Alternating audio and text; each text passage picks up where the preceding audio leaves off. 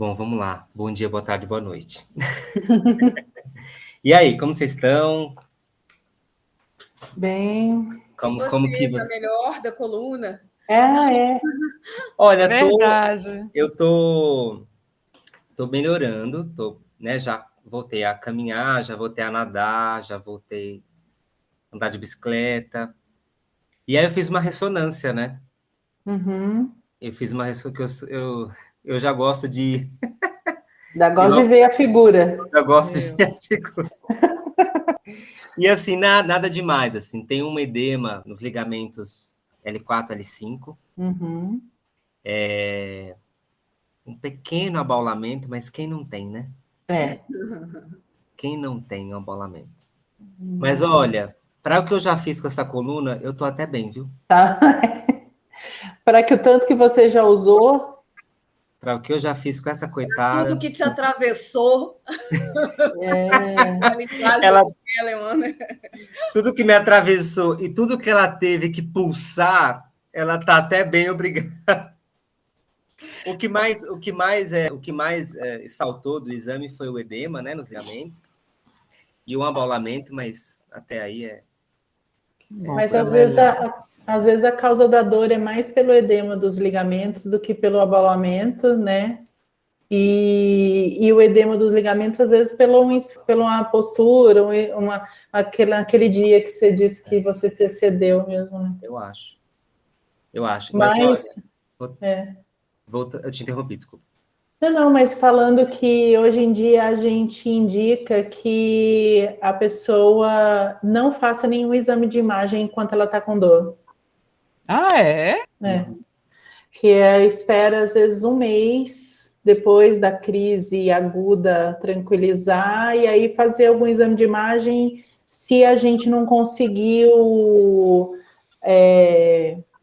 manejar de maneira nenhuma, assim.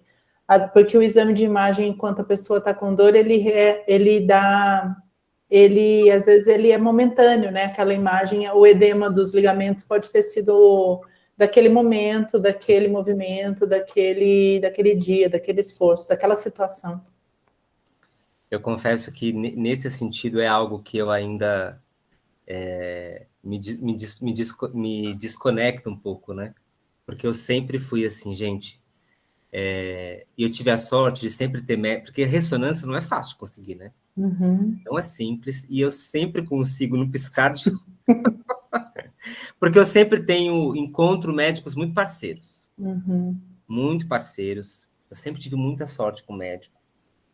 E aí o que acontece? Como eu tive duas situações na coluna, ele propôs, falou, você não quer dar uma olhada? Você não quer fazer uma ressonância? Porque duas situações de imobilização, né? Assim, de uma imobilidade em 3 meses, vamos dar uma olhada? É muito próximo, né? Mas o que já puxando para o Kellerman, Sim. nesse livro ele fala mais disso, né? Ele fala sobre a pausa. Ele não usa exatamente a palavra pausa, ele usa uma outra palavra. Ele usa, às vezes, a surpresa, ou ele também usa uma palavra que um conceito que ele aborda como um reflexo de susto. E o que são esses reflexos, ou essas pausas, esses momentos? São momentos que aí sou eu que chamo, né? Não é o Kellerman. São momentos de suspensão. São momentos que o corpo, na visão do Kellerman, o corpo ele suspende. Ele suspende a atividade. Uhum. E ele suspende a atividade numa autoproteção. Então, no momento, vamos pensar no caso da coluna, né? Você tem ali no meu caso, né? Você teve uma situação que o corpo foi exposto a uma carga que naquele instante era muito superior ao que ele podia aguentar, ao que a coluna podia aguentar. Há uma excitação superior ao que ela podia suportar naquele instante, uma excitação mecânica. Né? E o que a coluna faz? Ela tem esse reflexo de suspensão. essa surpresa, esse susto. E na visão do Kellerman, esse susto é um susto que vai no sentido de proteger o corpo. Então, assim, para tudo. Né? Para tudo porque excedeu.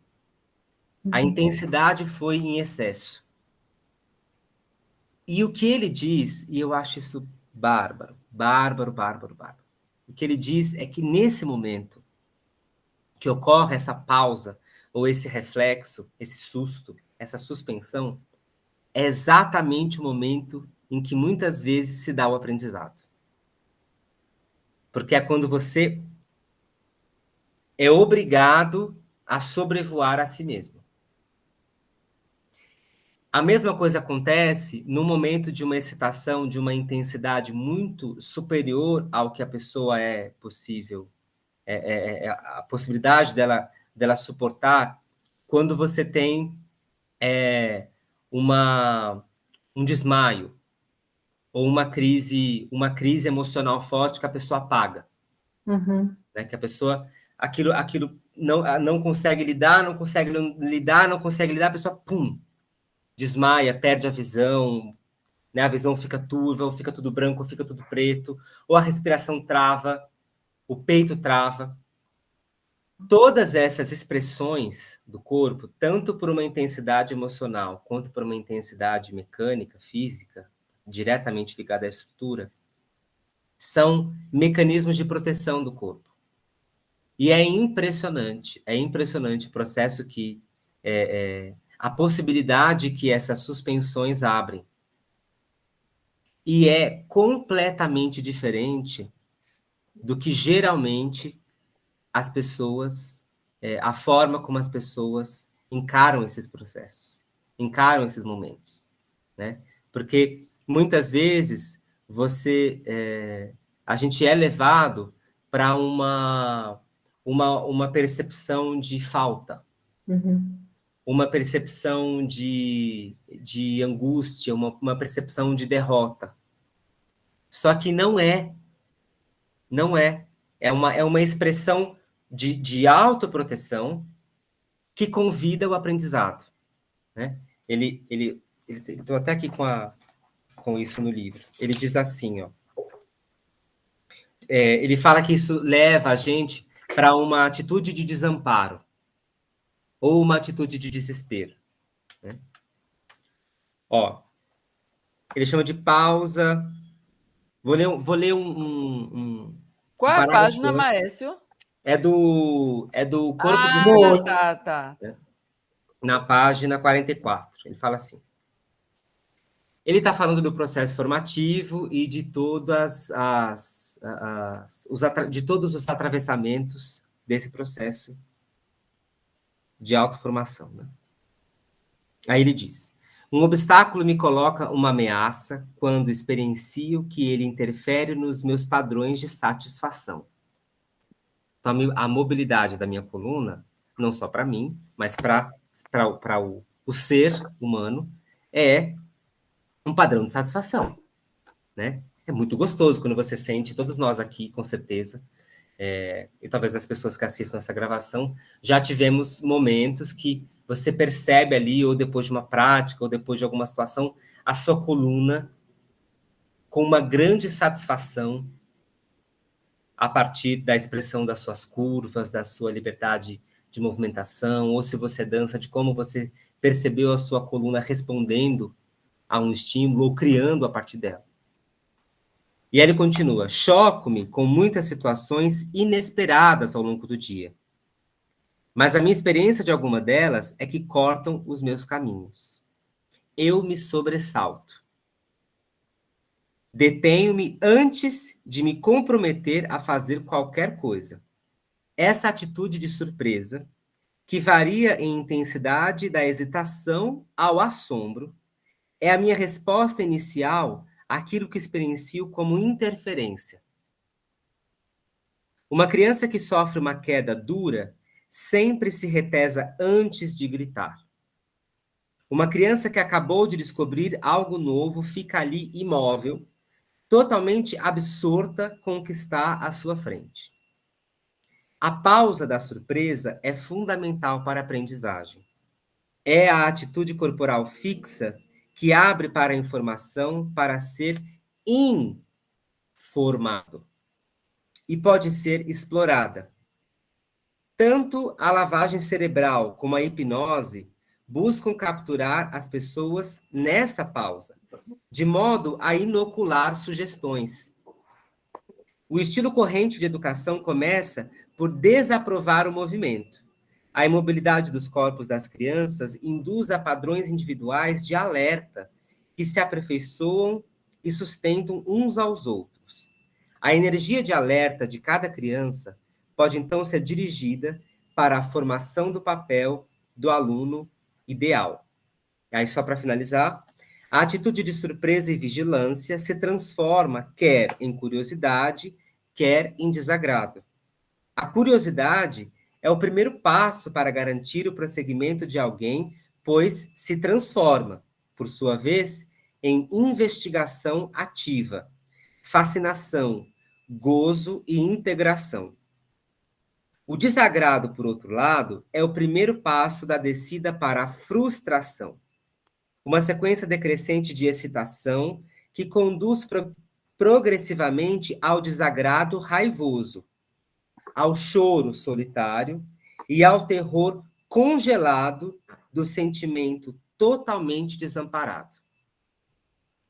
Então, a mesma situação de sobressalto ou a mesma situação de uma pausa da surpresa pode nos levar a um caminho ou ao outro. E está aí o processo formativo. Então, essa anatomia emocional, a compreensão dessas pulsações, dessas camadas, dos tubos, das bombas, elas servem a esse propósito. O propósito de se autoformar. E é um processo que se instaura, muitas vezes, com mais eficácia, quando a gente se presentifica nesse ponto limiar. Porque é uma suspensão no tempo. Se para o Kahneman o corpo é um processo no tempo, a pausa da surpresa é uma suspensão no tempo. Se um dia eu escrever um livro, eu vou escrever essa frase. Vou repetir. Se para o Kahneman o corpo é um processo no tempo, a pausa da surpresa é uma suspensão nesse tempo. Agora notem, é como se todo mundo me pergunta, todo mundo é muita gente, mas muita gente me pergunta, Maércio, como é que eu posso aprender melhor ou ensinar melhor? Qual é o momento ideal para que se insira uma nova informação? Aí eu respondo, não sei. Nós não sabemos. Agora, é possível que cada pessoa compreenda isso no próprio processo, porque é muito difícil saber no outro, mas não é tão difícil saber na gente. Agora, qual é esse momento de aprendizado? É justamente esse momento que há uma divisão entre o velho e o novo. É esse momento que divide uma forma desejada de ser abandonada para uma forma reformada. Não é, muitas vezes, na maior parte das vezes, não é a criação de uma forma. Porque as formas já estão, em alguma medida, criadas no corpo. Né? Mas é uma reforma. E essa reforma, que é o processo de aprendizagem, está nesse ponto, que é um ponto que a gente vai fazer a prática hoje. É esse ponto, é um instante no tempo, é uma suspensão no tempo. A aprendizagem se dá numa suspensão no tempo. E todos nós, se nós formos puxar na memória, se nós formos arrastar a nossa memória de processo de aprendizagem, com certeza isso vai aparecer. Aquele momento que você...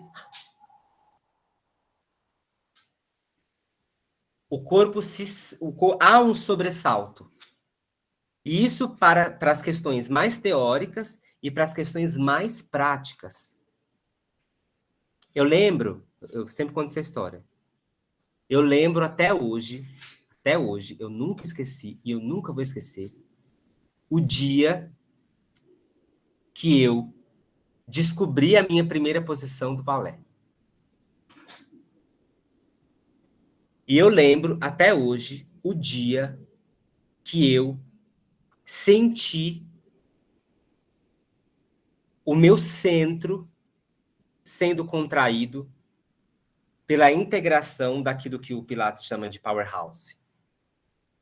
Porque sempre me falaram e eu nunca tinha sentido. Nunca. Porque não era colocar o umbigo para dentro. Não era deixar a barriga dura. Não era aprender a respiração. Não era nada disso. Eu sabia que estava ali. O powerhouse, o powerhouse, o powerhouse. E eu sabia que era uma casa muito poderosa. Mas eu nunca tinha sentido. O dia que eu senti, eu descobri. Não era nada daquilo que eu pensava que era. E nesse instante, eu me elevei. E é uma elevação, não no sentido de ser melhor ou pior que o outro, né? É uma elevação sobre si mesmo, sobre o próprio processo. E todos nós temos isso. Já tivemos, com certeza, todos nós já tivemos isso. É só a gente puxar, é só arrastar na memória que esses momentos vão aparecer. Ou quando eu, por exemplo, ia fazer prova. E aí não vinha a resposta. E eu falava... E aí, de repente, o corpo, ele se monta. Já vou passar a palavra para a Adriana, mas o corpo se monta, ou nas palavras do Kermer, o corpo se forma. Sabe a ideia da postura? O corpo se... Há uma reforma, na verdade. Há uma reforma do corpo. Há uma estruturação que é fruto dessa suspensão no tempo. E isso pode acontecer, muitas vezes, nesses momentos. Por exemplo, nos momentos que a minha coluna... Nesse momento agora que a minha coluna travou. Né? Que a gente fala assim, popularmente, que a coluna travou. Mas o corpo fala, para tudo. Para tudo. E outra coisa, é uma suspensão no tempo que inicia um processo. Porque o processo não acaba depois dessa suspensão. Aprendi. Não. Eu coloquei naquilo que ele chama de... Ele chama... Parari, parará.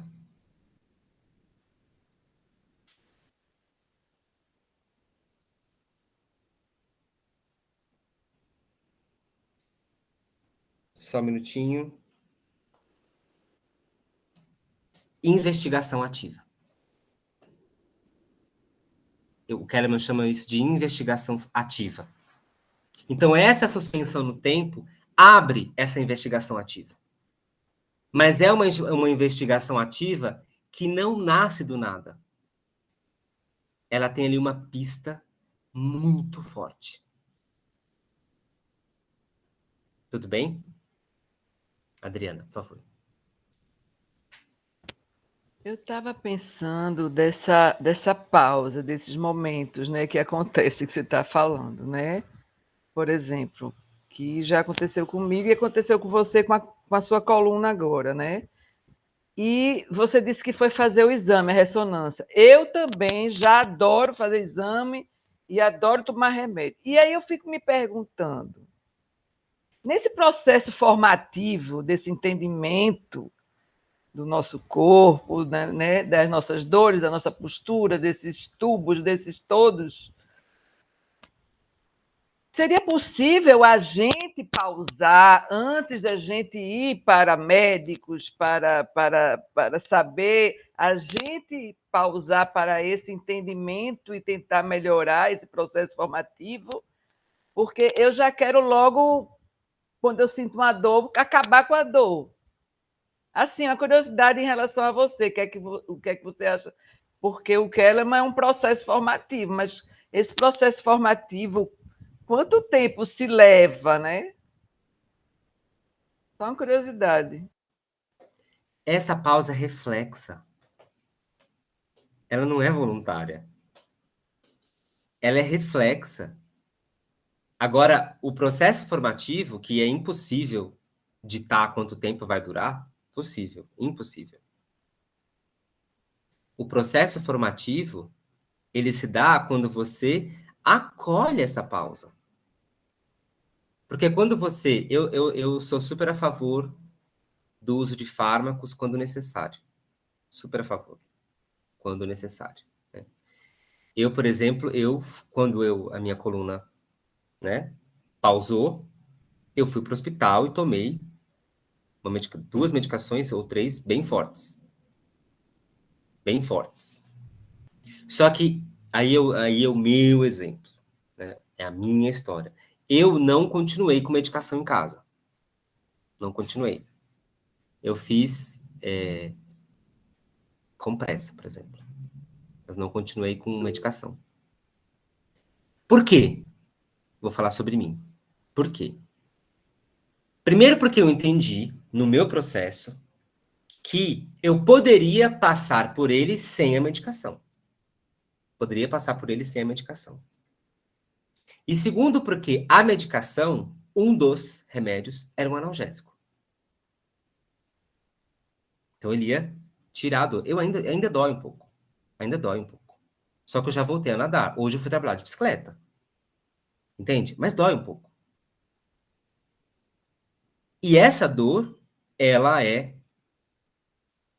está inclusa nesse processo. E tá aí a sacada do processo formativo. Porque não é um processo good vibes only, o tempo inteiro. É um processo que passa pela dor, inclusive. E é o que a gente foge. Porque nós somos, culturalmente, socialmente, levados também a isso. E tem outros fatores, né? E eu não estou falando... E aí, mais uma vez, no meu exemplo, foi possível não tomar analgésico. Em outros momentos, pode não ser possível não tomar. E tudo bem tomar. Mas o que é mais importante, é necessário que se tenha a consciência das escolhas. Porque o analgésico, ele não exclui o fator problema. Então, assim, o que causou essa alteração na minha coluna precisa ser revisto, precisa ser reformado. Então, é a minha postura para trabalhar, ou é talvez uma inserção de uma prática que eu não estou fazendo, ou é uma retirada de uma prática que eu estou fazendo, ou é alguma outra coisa que eu ainda não saquei, mas que eu espero que eu saque no meu processo formativo. E se eu analgesio parte desse processo, eu perco um elemento que é fundamental, que é a resposta do corpo. A dor é uma resposta de vida. A dor é nós só estamos aqui porque existe dor. E existiu dor, continua existindo. Senão nós não estaremos aqui. E mais uma vez, não é uma romantização da dor. Não é uma romantização da dor. Mas é necessário que cada pessoa compreenda como modular esses fatores. Entendendo que, quando for possível, a dor vai preencher o processo formativo. Porque a dor, ela chama a nossa atenção. É inevitável. Gente, é inevitável. Quem já sentiu dor, todos nós, inclusive, diga-se de passagem, todos nós, quando nós sentimos dor, nós somos tomados pela nossa atenção. E tá aí uma oportunidade de fincar os 2 pés no processo formativo. Por isso que a gente chama dor de sinal, né? Não de sintoma. É só um... Oi. E tem mais uma coisa, dificilmente, só quando é às vezes quando é uma situação aguda, né, ou um trauma, ela aparece de um dia para noite, ela aparece de um dia para o outro. Uhum. Ela vai informando, fala, olha, vem cá, vem cá, vem cá. E aí o que você faz? Não vai. Aí você não vai. E aí, eu já vou passar a palavra para a Marcela, mas só para encerrar minha fala, o processo de quinta-feira passada até hoje tem sido um processo que eu tenho tido muito sono. Assim, é um sono absurdo. E eu durmo bem, viu? Durmo bem, durmo 8 horas ali, bem. Não acordo de madrugada, só às vezes. E aí eu, caramba, né? O que tá acontecendo? É parte desse processo. O corpo tá chamando para ou para um descanso, ou para uma atenção mais focada, mais reclusa, uma forma mais contida, uma fronteira mais estabelecida. E aí a gente vai nomeando esse processo formativo. Esse processo formativo, ele é criado. Por mais que existam os passos do processo formativo, ele é criado. Ele é formado. Né? Marcela, por favor. Bom, primeiro só vou pegar o gancho para depois falar o que eu me veio antes. Eu posso dizer, então, que o processo formativo, ele acontece momento a momento no presente. É um Com certeza. contínuo, né? Com certeza. E você falando dessa suspensão, desse momento de susto, né? E agora, no final, você falou de... Muitas vezes não é algo... muitas vezes é algo que está se formando, diferente de eventuais traumas. E isso bate com o que eu ia falar, porque eu me lembrei de um acidente que eu sofri de moto. Eu não gosto de moto, eu estava na garupa de uma moto, enfim, e foi o meu processo daquele momento, isso já tem alguns anos, e naquele momento em que eu tomei um susto, porque eu não vi o carro bater em mim, porque bateu exatamente em mim, a moto caiu, eu fui ao chão, meu pé abriu, enfim, foi bem desafiador naquele momento do susto, porque eu comecei a hiperventilar, respirar muito rápido, e eu entrei em tetania. Eu nunca tinha vivenciado isso, embora já tivesse visto dentro da minha família crises de ansiedade em que eu cheguei a ver, né? Mas nunca tinha vivenciado. E foi um momento tão assim de suspensão que naquele momento ou eu entrava, alimentava o desespero e eu entortava mais, ou eu fazia essa pausa que foi uma coisa instintiva, eu comecei a respirar. Também, né, anos e anos de yoga, meditação e pilates, veio tudo, né? Terapia, a gente bota, é instinto. E aí foi impressionante, porque começou a voltar, a parar a contração, né, dessa tetania. E ali, naquele momento eu me rendi, espera chegar a ambulância, enfim.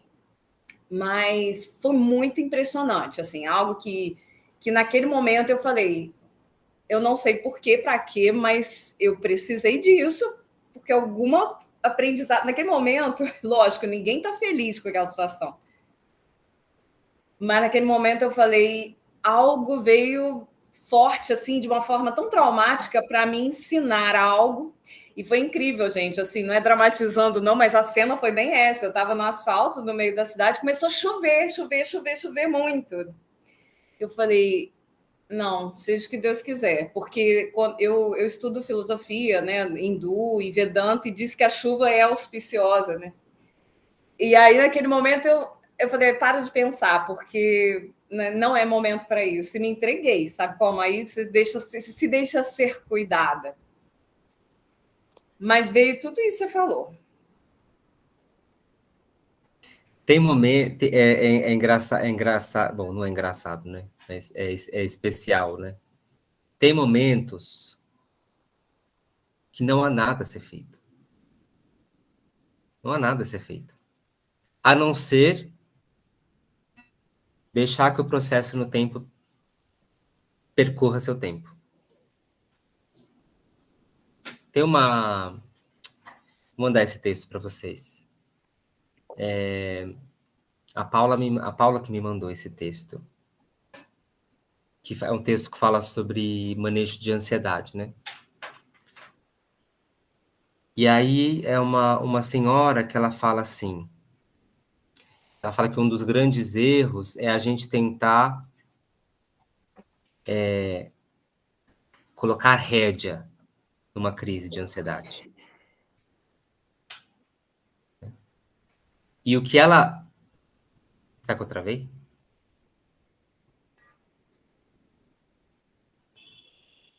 E agora... Voltei? Voltou. Voltei? Então, esse texto fala sobre manejo de crises de ansiedade, e ela menciona que um dos grandes erros é tentar controlar essa crise. E aí ela tem uma orientação, né? Aí ela fala que você precisa... deixa eu até, para não falar bobagem...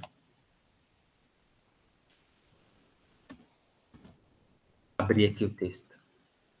Você precisa estar de frente para ela. Você precisa estar face à crise. Você não é necessário que você tente dominá-la. E o mais importante é que você deixe o tempo passar. E aí ela tem uma orientação, estou procurando um texto aqui para mostrar para vocês. Mas ela tem uma orientação para que você... Ó, vou até mandar aqui no chat. Uma orientação para que você saiba lidar com isso. Só que assim, isso, ela fala a respeito da ansiedade, mas isso é para qualquer situação de suspensão. É para qualquer situação de suspensão. Deixa eu só abrir aqui. Essa suspensão pode ser por um lado de felicidade também. Sim, sim, sim. Sim. Pode ser uma suspensão para qualquer valência, uma valência negativa e uma valência positiva. Ó, essa senhora aqui. Deixa eu só abaixar para eu falar. Ó, facing,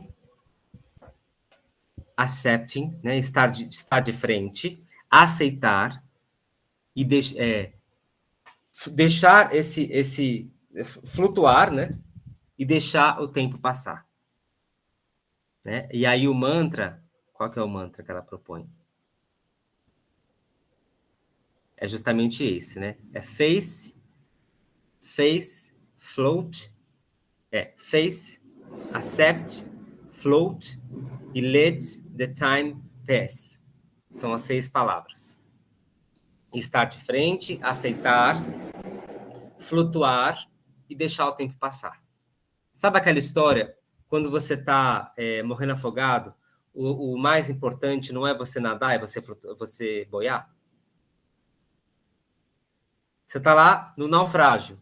Não queira nadar, queira boiar. Mas, Maécio, eu tive crise de pânico que eu sofri já horrores. É muito, para mim é impossível aceitar, porque é químico, o negócio vem, vou morrer, entende? É assim, uma coisa desesperadora. Para mim é muito complicado essa coisa de aceitar, mas é um trabalho formativo. Não, para você, todo mundo. Não só para você. Não, para todos nós. Porque isso é da nossa essência humana. É da nossa essência. André, boa noite. Talvez André vai só ouvir. Oi, gente. Vai Tô correndo aqui para chegar. Oi, Andréa. Tudo bom? Tô aqui na correria. Chegando da escola. Tá bom. É da nossa essência isso. É da nossa essência, é complicado mesmo. Não é... E é mais uma vez, né? Não é bonito, assim. Não é enfeitado. Não dá pra gente enfeitar esse tipo de coisa. Só que eu acho... E aí, assim, gente... E aí a minha forma de ver, né? Vocês podem, né, inclusive, discordar. Mas eu acho que nós, nos nossos processos, precisamos considerar esses momentos. Inclusive nos processos dos nossos alunos. Para você aprender a lidar com a dor, a frustração, você precisa viver a dor, viver a frustração. Não adianta você querer fugir dela e... Ah, não, agora eu só sou... Agora, nossa, eu estou na melhor fase da minha vida. São só coisas boas. Tudo que acontece é tudo muito bom. Me desculpe. Uma hora vai acontecer uma coisa que é muito ruim. É muito ruim. E aí você lembra, sabe o quê? Que você é humano. Você não é uma foto na rede social. Você não é um retrato. Você é um processo no tempo. E nesse processo no tempo, você vai ser impactado por experiências de valência positiva e experiências de valência negativa. E ambas valências em intensidades elevadas e intensidades menores. E o processo formativo é um processo contínuo, fluido, presentificado e que passeia por todo esse diagrama de valências e intensidades. E essa é uma crítica que eu tenho à maneira como a gente entende práticas corporais. Porque é tudo uma coisa assim, venha cuidar da sua saúde, venha ser feliz, venha ter prazer o tempo inteiro. Ótimo, é isso mesmo. Eu sou um defensor da prática do prazer. Agora, sim, também venha aprender a lidar com a sua dor aqui. Venha aprender a lidar com a sua frustração aqui. Venha aprender a aceitar a forma que o seu corpo tem hoje. Isso com bailarino é diário. É diário. E aí é uma escolha que eu faço, né? Eu não minto. Eu não minto. Mas você fala assim, professor, você acha que eu consigo zerar a minha abertura? Você olha, sei lá, um rapaz de 21 anos. Você consegue responder ali, se dá, se não dá. A estrutura diz se dá, se não dá. E eu não minto. Quando dá, dá. Quando não dá, olha, não vai dar. Agora, saiba, não é isso que vai te fazer dançar. Porque senão a gente fomenta uma certa ideia de sucesso corporal que ela é da capa da revista. E é uma ideia de sucesso corporal barra social, né? Sucesso corporal barra social. Que é na capa da revista.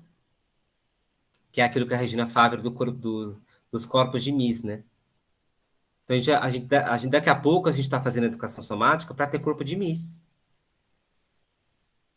Nada contra os corpos de Miss. Isso não é um problema.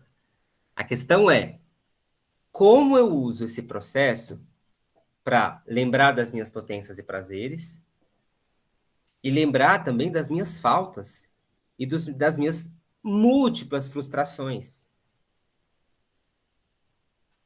Esse é o processo, e eu acho que isso, para mim, isso é uma das coisas lindas da obra do Kellerman, porque quando ele propõe, por exemplo, que você use o esforço muscular voluntário, use essa intensificação da forma, é uma intensificação da forma, de uma forma que, inclusive, é extremamente dolorosa.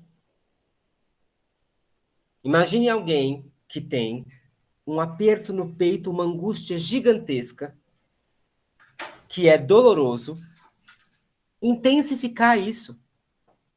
Imagina a dor que é você intensificar uma dor. Agora, qual é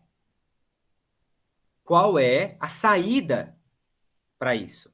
A saída é saber que, do mesmo modo que você intensifica, você desintensifica. Você intensifica e desintensifica. Então, você tem o seu corpo com você. Você tem o seu corpo com você. Eu estou trabalhando com muitos adolescentes agora. São vários. Os corpos não estão com eles. Vários. Você pede para caminhar, fazer uma pausa. Ou eu penduro numa perna, ou eu penduro em outra, ou agarro o braço, ou eu seguro a cabeça, ou eu escondo a mão. Eu não consigo, meu corpo não está comigo. Meu corpo está em outro lugar, que é um lugar acessório, e que eu estou tentando me pendurar, ou pendurar esse corpo nesse lugar acessório. Lembra da conversa sobre a postura ereta? Estar em postura ereta é ter o corpo consigo. Não só o corpo, mas ter o self consigo. Para mim, assim, eu vou trabalhar com eles até dezembro. Se eu chegar em dezembro, eu conseguir fazer uma caminhada e eu falar assim, pausa, eles pararem, se olhando, com a coluna exposta e os braços em repouso, ganhei o meu trabalho. Meu trabalho é esse. Esse é o meu trabalho. Não tô afim de fazer mais nada além disso. Nada além disso. Porque é um processo. Primeiro, é um processo de aceitação. Opa, nossa, eu sou essa pessoa. Nossa, então eu sou essa pessoa. Lembra da minha história lá, do curso que eu fiz? Ó, esse é o seu corpo. Esse é a dor e a delícia de ser você. De ser quem se é. E é por isso que esse trabalho foi para a clínica psicológica. É por isso que esse trabalho foi para a psicoterapia. De maneira tão forte. Mas para mim esse trabalho ele pode estar em outros lugares, não só na psicoterapia. O Kellerman ele é muito conhecido na psicoterapia. Mas ele poderia, ao meu ver, ser mais conhecido pela fisioterapia. Ele poderia ser mais conhecido pela educação física. Ele poderia ser mais conhecido pela dança. E ele não é conhecido. Porque justamente ele traz perspectivas sobre o self que tem uma morada. E é o corpo. E ele vai definir o que é o corpo. Ele vai dizer que o corpo é um processo no tempo, contínuo,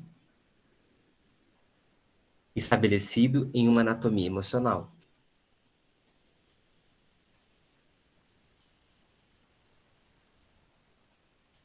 Faz sentido para vocês isso?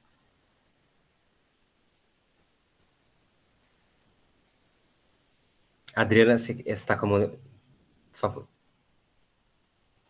Não, é porque hoje eu ia tocar no assunto da postura deitada. E aí, quando você tocou agora, que seus alunos, que o Kellerman falou da postura ereta, né? Que traz mais, não sei, mais uma atenção, mais uma vivacidade, mais... eu fico me perguntando, eu estou falando de mim, pessoalmente, e das aulas que eu faço. Eu gosto muito de... As sensações em mim vêm quando eu estou mais deitada. Só para colocar um pouco isso, né? A atenção, a vivacidade, a coisa de ter mais energia da vida. Eu sinto mais deitada. Engraçado isso. Aí eu ia falar sobre isso hoje. Eu não sinto em pé. Em pé eu me sinto completamente tensa, deslocada e confusa. Eu estou falando isso porque várias técnicas somáticas, umas trabalham mais em pé. Eu gosto muito de trabalhar sentado e em pé, mas assim, eu gosto muito de sentir eu fazendo mais deitada. Eu sinto que eu entro mais nas sensações e me sinto mais calma, sabe? Assim, só para refletir um pouco essa coisa da postura do Kellerman em relação à ereta. Para o Kellerman, a questão sobre o estar deitado ou estar em pé, estar deitado não exclui a possibilidade de estar em uma inteireza. Não exclui. Agora, o que ele chama a atenção é que a maneira como nós evoluímos socialmente e o que é, e como se expressa essa evolução? Pelas relações criadas. Foi fruto de uma postura ereta. Foi fruto de uma postura ereta que possibilitou relações serem criadas, não só no âmbito da cooperação de forças, mas no âmbito da cooperação de selfies. Da cooperação de identidades subjetivas. Que demandou e ainda demanda uma certa prontidão, uma certa doação, uma certa conexão que só é fruto,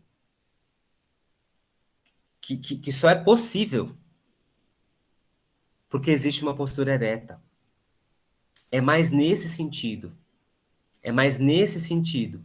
Porque você criar relações, para você criar relações, você precisa de uma demanda de energia e de um gasto energético muito alto.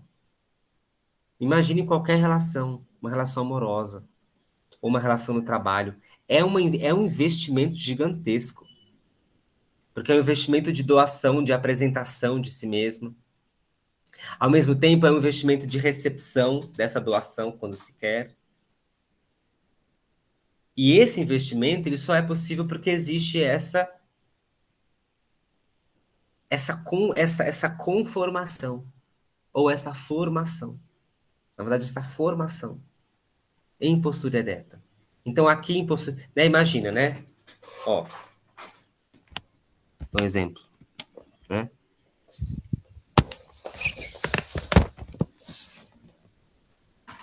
Então, agora a gente vai discutir aqui só. Né? E eu não vou nem olhar para vocês, eu vou ficar aqui. E ó, a Mabel aparece. Não dá É mais nesse sentido. Eu adoro a Mabel aparecer aí que eu fico bem. Não. É mais nesse sentido.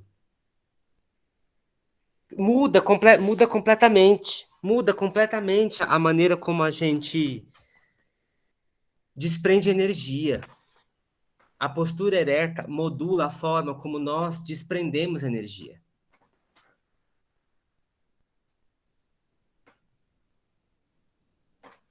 Andréia.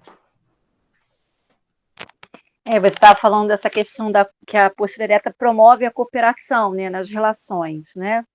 Então, hoje foi muito engraçado, porque depois de um longo período, né, sem a gente conseguir ir para a quadra direito na escola, né?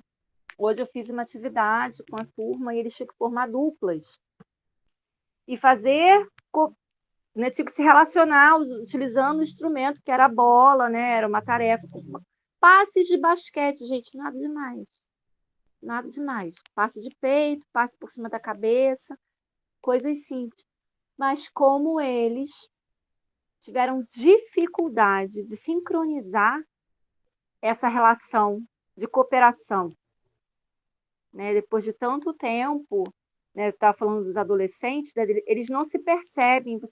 Eu chego na quadra e eu falo, gente, vamos fazer um circo. Eles ficam olhando um para a cara do outro, mas eles não se organizam.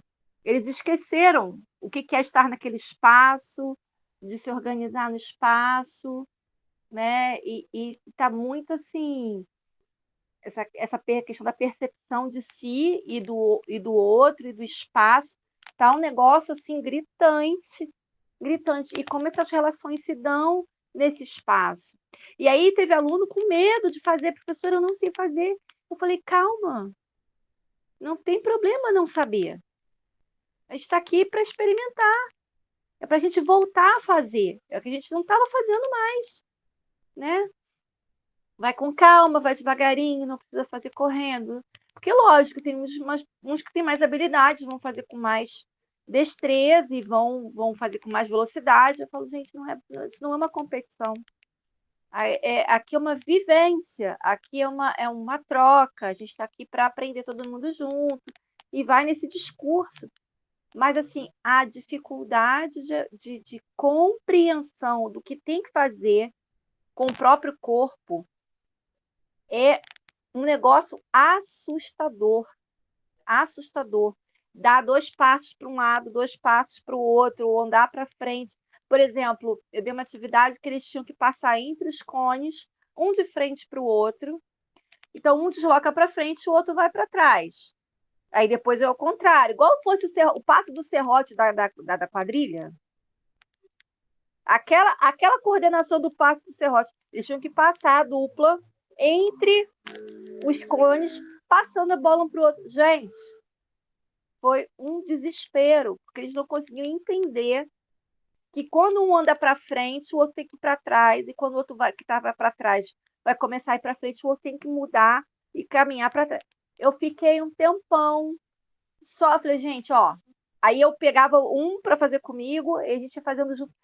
E demorou um bom tempo. Eu falei, não, gente, sem pressa, vamos lá. Eu quero que vocês entendam qual é a tarefa, vamos devagar. Né? Trabalhar. E é impressionante como está descoordenado. Como eles não se percebem as direções, eles não percebem as direções, o que é uma diagonal, o que é deslocar num trote lateralizado, o que é correr, né, na direção anterior para frente. Eles estão completamente desesperador. E é uma turma, sabe de quê? De 8º, 9º ano. Não é pequenininho, não. 8º, 9º ano. E aí eu falei, gente, isso vai refletir no estudo. Aí você chega lá na sala, quando você chega em sala de aula, você olha, assim, você dá algumas... Assim, os outros professores falam assim, porque a gente explica. E eles não... A questão da atenção, né? Eles não se percebem e isso se reflete no estudo em sala, porque eles também não conseguem sustentar essa atenção, não se percebem na sala também. Tá um negócio assim muito assustador, Maércio, tá? Como dizem, sinistro os alunos, como os alunos falam. E eu tô na vibe de falar assim, gente, esse ano acabou sala. Esse ano é quadra, esse ano é movimento. Esse ano não dá para ficar em sala com essas crianças. E eu tô lá pelejando, porque a minha quadra está caindo aos pedaços. E às vezes é difícil, né? Mas eu faço assim, vou improvisando conforme o espaço me permite. Mas eu falo assim, nada de sala, tudo para a quadra, para o movimento, porque eles estão muito perdidos, muito mesmo. E aí essa coisa das relações e das cooperações, eles têm dificuldade de formar dupla, né? Encontrar uma dupla para fazer uma atividade. Gente, façam duplas. Aí eles ficam assim, quê? Como? Gente, dupla, 2 pessoas juntas, vamos lá, né? Tá nesse nível. A postura ereta é só o início. É. É só o início. Daí vem a caminhada, a corrida. Hoje eu pedi para eles fazerem uma corrida, era um exercício assim, né? De espaço pessoal e espaço global. Aí eles tinham que correr durante 20 segundos, preenchendo a periferia do espaço global. 20 segundos. Né? E eu contei no relógio, 20 segundos. Eles fizeram uma corridinha mais ou menos, sabe aquela corridinha meio preguiçosa? 20 segundos. No final dos 20 segundos, parecia que eu tinha feito um teste ergométrico com eles. Eles estão muito sedentários. É qualquer esforço. Ai, professora, eu tô cansada. Eu falei, então tá na hora da gente melhorar isso aí, porque ficamos muito tempo em casa, sem se exercitar. A dupla é com celular, né? A dupla que né? Celular, computador, né? Enfim. É o que eles mais gostam. E é isso. E detalhe, assim, eles formam times para jogar online juntos, mas eles não jogam. Quando você vai para a quadra para jogar junto, eles não conseguem jogar junto. É uma coisa surreal. Parece Agora que a cabeça notem. separou do corpo, não é isso? É. Porque essa observação, né, da corrida, porque assim, 20 segundos não deu nem tempo de eu fazer uma avaliação cardiorrespiratória. Não está nesse lugar. Porque se eu não consigo, gente, se eu não consigo correr 20 segundos, eu não tenho espaço de expansão no meu corpo. Essa bomba pulsatória, ela está operando num ciclo muito pequeno.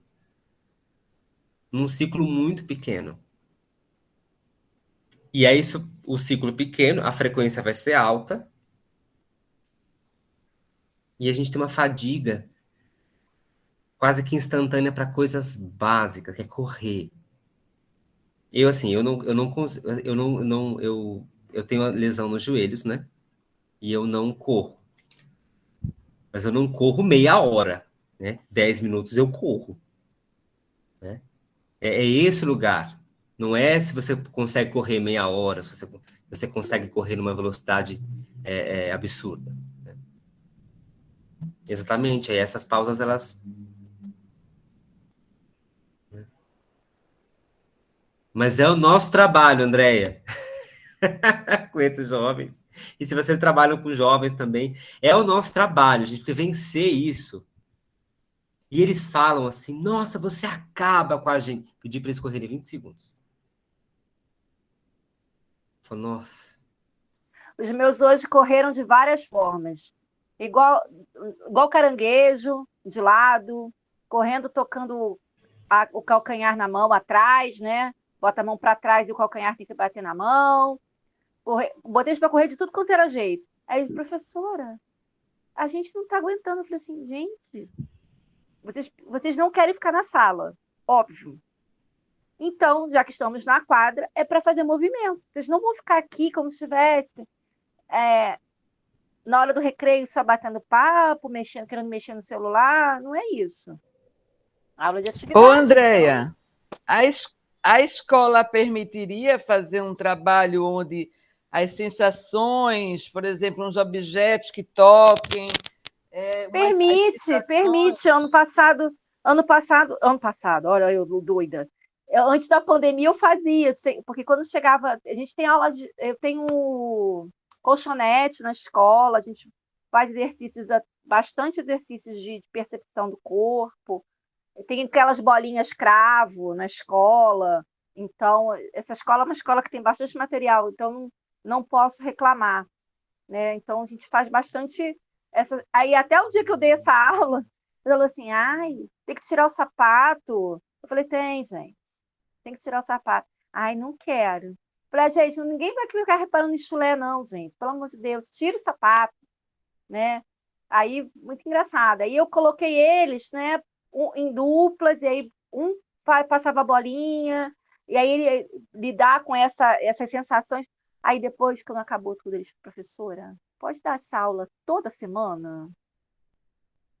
Toda semana, por favor. É assim, no início eles não querem, mas depois eles querem repetir sempre. Tem essa com as bolinhas que eu faço, tem os outros também que eu dou de relaxamento, do exercício respiratório, boto todo mundo deitado no colchonete. A minha quadra é uma quadra que tem bastante árvore em volta, então tem passarinho. Aí eu boto eles para prestar atenção na natureza, nos sons do ambiente, nos pássaros. Então, quais as sensações que eles sentem de estarem naquele ambiente, o que eles percebem com os olhos fechados, né? Então, faço bastante esses trabalhos também. Bom, eu estava pensando aqui, né, que esse início de uma recusa inicial é um susto, é um reflexo. Você, opa, ai, não quero, ai, não quero, ai, não quero. Só que se você permite viver aquilo, você pode, inclusive, querer, sabe? Também é um susto. É o susto. Isso aconteceu hoje. É o susto do novo. Isso aconteceu hoje. Teve um aluno que virou e falou assim: professora, eu não quero fazer essa aula, não, porque eu não gosto de basquete. Eu falei: poxa, que pena. Eu falei: mas será que você não poderia, pelo menos, assim, cooperar, mesmo que você não goste, cooperar assim com a turma, só para ajudar? Entra aí para fazer uma dupla aí, só para ajudar, tal. No final das contas, estava lá se acabando. Enfim, vamos jantar? Vamos. Ou almoçar, se você está vendo sua tarde, né? Nós vamos jantar. Nos vemos já já. Obrigado. Tá bom. Obrigado. Sorte, Andréia. Hoje eu consegui fugir, chegar mais cedo, deu para chegar um pouco